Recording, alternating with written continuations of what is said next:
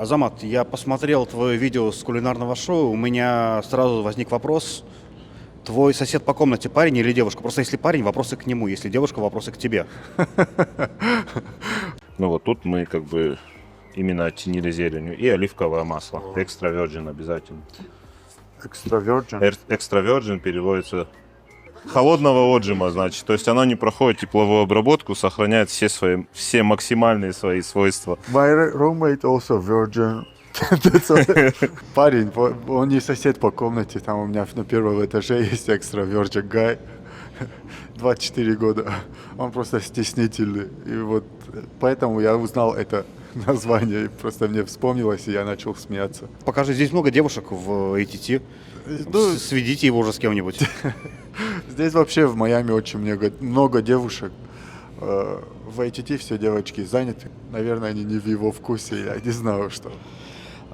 Сразу после победы ты завел Твиттер. Тебе это самому в кайф делать? Или ты понимаешь, что это необходимо? Потому что он реально смешной. Твиттер вообще случайно получилось у меня завести. После турнира у меня было хорошее настроение. И просто хотел в шутку закинуть то, что вот я ем. Как это называется? Шоколадка? Нутеллу. Да. UFC дают нутеллу уже. Я вот перед боем не могу есть сладкое. Нельзя. А после боя я сохранил его, домой ехал, нутеллу достал, начал есть его. И просто видео закинул. Давайте пообщаемся. Включил интернет и смотрю, там столько комментариев за 5 минут. Я вот так просто начал дальше вот как-то. Вот они шутить начали, я тоже начал в ответ шутить. И как-то вот закрутилось. Сейчас, на данный момент, я немного готовлюсь, из-за этого притормозил это все. Да и я выбрал соперника сам. Я сказал Хантеру, он же мне позвонил, они меня спросили, с кем хочешь драться, сказал с ним. Я думал, у нас получится такой трэш-ток. Но этот парень какой-то низкоинтеллектуальный боец, я пытаюсь продвинуть бой, он вообще не отвечает, я его отмечаю, пишу ему, что только не делаю, вот он просто молчит. Я не знаю, надеюсь, он не слетит. 50 тысяч вообще подписчиков, откуда он набрал, даже не знаю, просто вообще молчит парень. Так у меня много заготовок, я бы сейчас на него так налетел просто. Этот бой можно было бы поставить за главное событие вечера.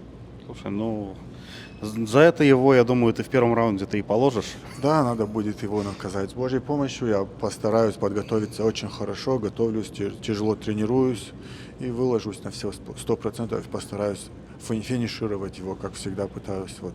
Выход под сердце осетина снова будет? Да, я всегда под эту песню выхожу, вот мне каждый раз пишут, давай вот под эту песню выйди, под эту песню. Вот пока меня другая песня не тронет, вот, и я буду под эту песню выходить.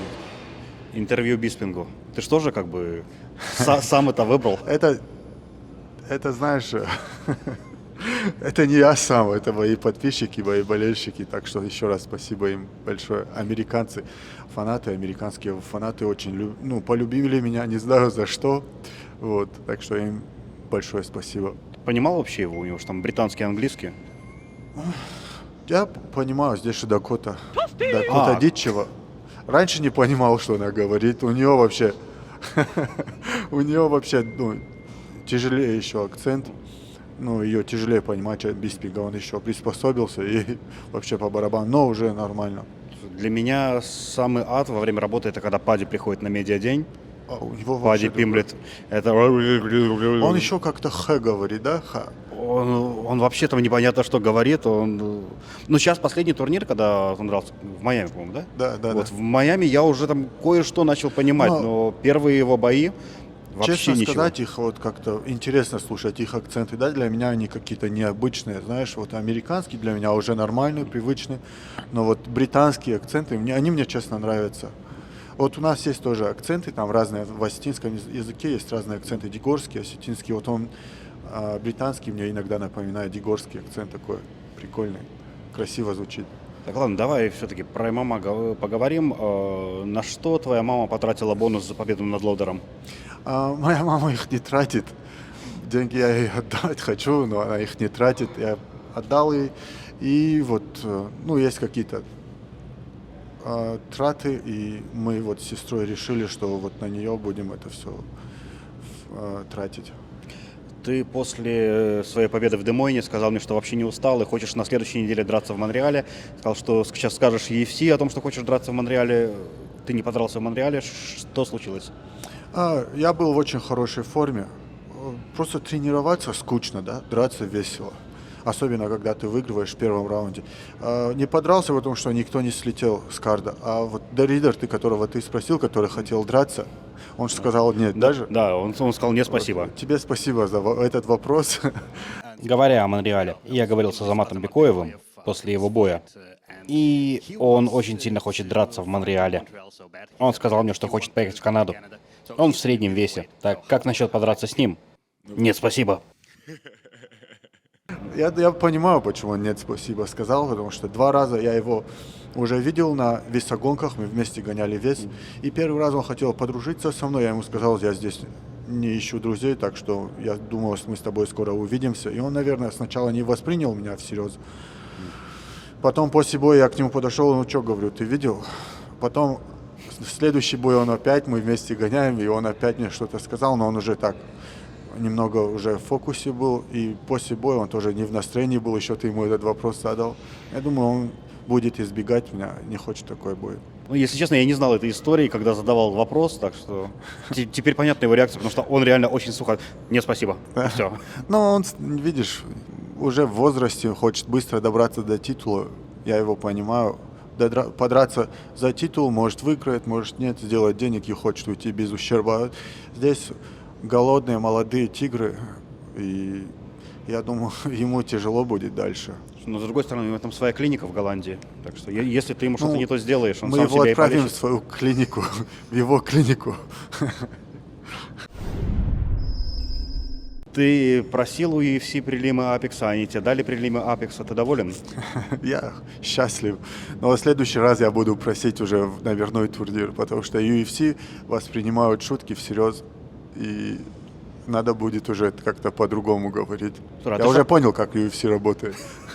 Тогда сразу проси, сразу Чумаева проси следующим. Просто вот когда я это все писал, мой менеджер Брайан Батлер, он мне скрины брал и скидывал переписки с Миком Мейнардом, он смеялся, и походу они это видели и подшутили надо мной.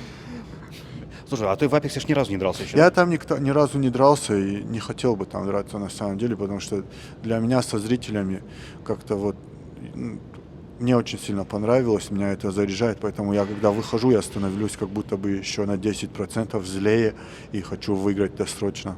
Слушай, а в Апексе, ты же знаешь, там же октагон меньше по размерам, Да, вот, да. И там гораздо больше нокаутов, чем на Pay-Per-View, чем на Fight Night. Ну, Так что, мне кажется, для тебя вот самое такое место. Но соперник сейчас будет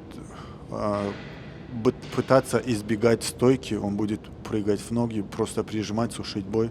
Да, у него 11-0, но он еще не встречался с таким соперником, как я, который умеет останавливать борьбу, разворачивать и бить. Ну, с другой стороны, может, впервые увидим в UFC твою борьбу, потому что пока не было. Я надеюсь, мы эту борьбу не увидим. Надеюсь, не понадобится.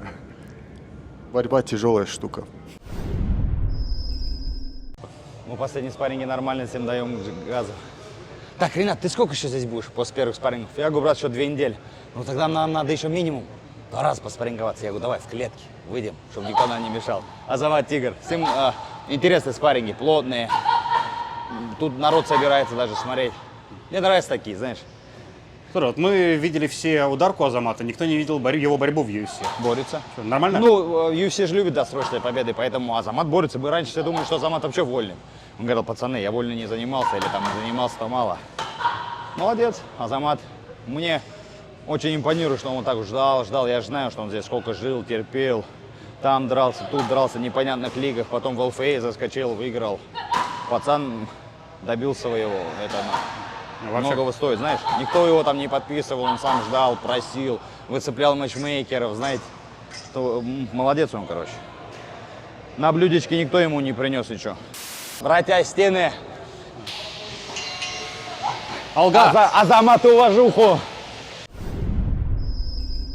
Перед прошлым боем ты мне рассказывал, как ездил в Осетию, и что у тебя там было очень много активности, и сказал, что если вот в следующий раз я поеду в Россию, я хочу, чтобы активностей было меньше, но сейчас вот такое ощущение, что у тебя их было гораздо больше. Да, в Осетию, когда приезжаю, у меня очень много внимания бывает. У нас очень много людей меня поддерживает, и за что я... У нас вообще самые лучшие болельщики, вот так, какие...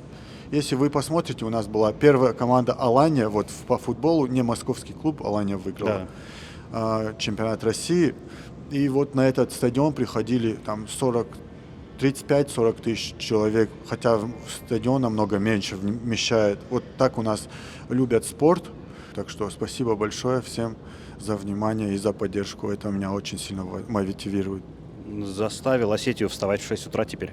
А, подожди, ты в прилимах даже. Раньше. Не спать до 3. Раньше. Ну, вот можно посмотреть в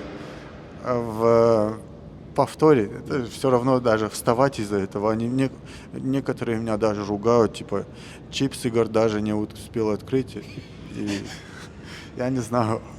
Слушай, ну не знаю, для меня это наоборот хорошо, потому что ты сразу заканчиваешь. Для и меня это не тоже- надо сидеть долго. Для меня это тоже очень хорошо. Я еще просто дополнительные деньги получаю. Ну, через раз, но... Ну да. Первый раз тоже мне Дана Уайт скинул деньги за досрочную победу. Да? Да, он от себя скинул мне денег.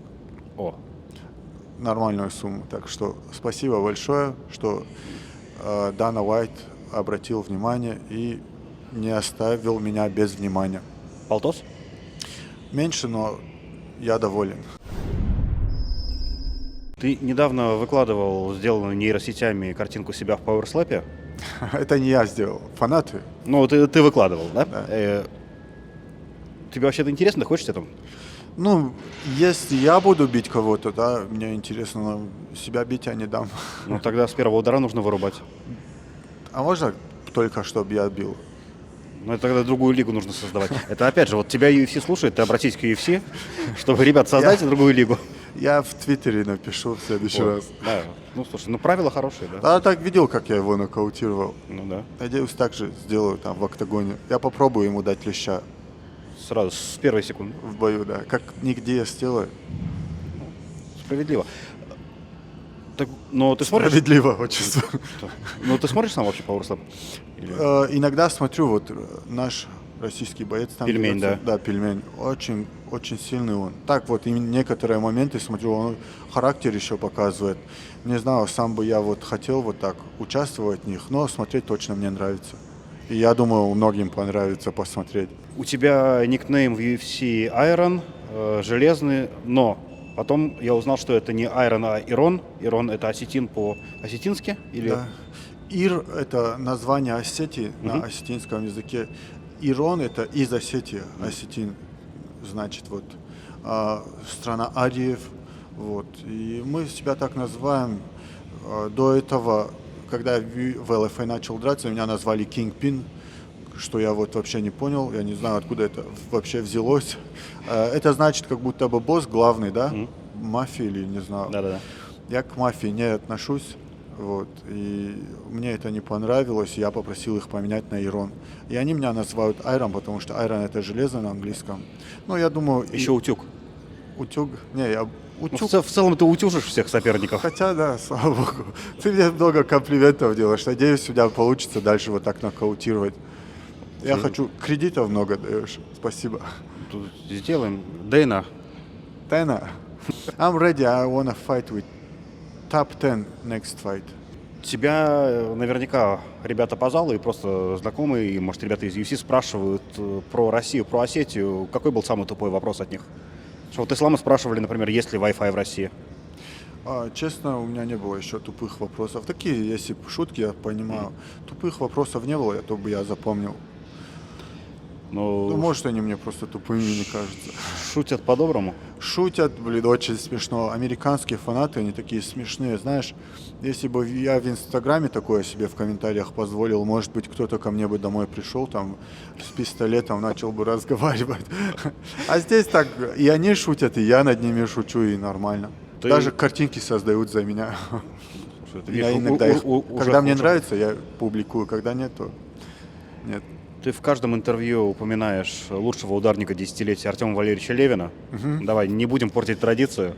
Давай какую-нибудь смешную историю про Артема Валерьевича. Артем Валерьевич работает со мной. Смешных историй очень много, но я так резко как-то не могу вспомнить это все. Вообще, Артем очень позитивный парень. Я вообще не думал, то, что вот, ну, он же кажется вот каким-то вот невероятным бойцом, да, он может делать все в боях, не в боях, а в кикбоксинге. Вот как Месси, да, его назвали свободный художник, он может делать все, да. Также Артем вот выделялся в кикбоксинге, тайском боксе. Вот он такой боец. Да и на тренировках он нам вот тоже самое дает. И я думаю, я очень сильно развился с ним. Вот, так что ему еще раз большое спасибо. И когда с тобой вот такие тренера, как Артем Левин, Кинг Лаваль, вот это придает, знаешь, дополнительную уверенность. Хотя Кинг Лаваль тоже дрался на очень высоком уровне, и у него очень классная борьба. Почему ATT лучший зал в мире? Потому что вот ты сам видишь, каждый вот сейчас, даже сейчас за спарринги закончились, и все равно можно найти людей, которые тренируются. Каждый приходит сюда именно вот выкладываться. Каждый готовится, сачков здесь нету. Все видят, ну, как вот, например, Чемпан тоже вот вчера был здесь уже, да? Он недавно только подрался, он уже сюда приходит. Все видят то, что как надо выкладываться, и на примере друг друга заряжаются. Ты видишь и, ну, не можешь сачковать. Вот поэтому, я думаю, он один из самых лучших. Я вообще считаю, что лучший зал. У тебя не было вообще шока, когда ты первый раз сюда попал? Потому что здесь Дастин, Пантожа, Кайло. Очень много хороших имен. И ты их смотрел по телевизору, а сейчас они вот тренируются с тобой. Шока не было, но, знаешь, как-то вот необычно, знаешь, они как-то встретили, вот, ну, мне казалось, они сейчас будут какие-то звезды, там, высокомерные, они здесь тебя братом называют, могут там на ужин позвать, покушать, там, что-нибудь вместе. Вот это немного удивило. Такие дружелюбные ребята. Азамат, спасибо большое за время. 2 августа в Москве в ночь на 3 августа, в Осетии также в ночь на 3 августа Азамат Бекоев против какого-то парня. Торрес Афини, Борингай. Борингай значит скучный парень, Turtle Ninja это значит черепашка-ниндзя. Я его так назвал, он похож на черепашку. Ну и вот после боя то, что я вот такие слова знал, которые могут его задеть. Я все, что знал на английском, все просто сказал. И болельщикам это тоже интересно показалось, закинул. И в интернете, в Твиттере это тоже как-то вот улетело, залетело. Будем надеяться, что бой получится не скучным и закончится довольно быстро. Да, я постараюсь сделать этот бой не скучный. До встречи в Вегасе. Спасибо.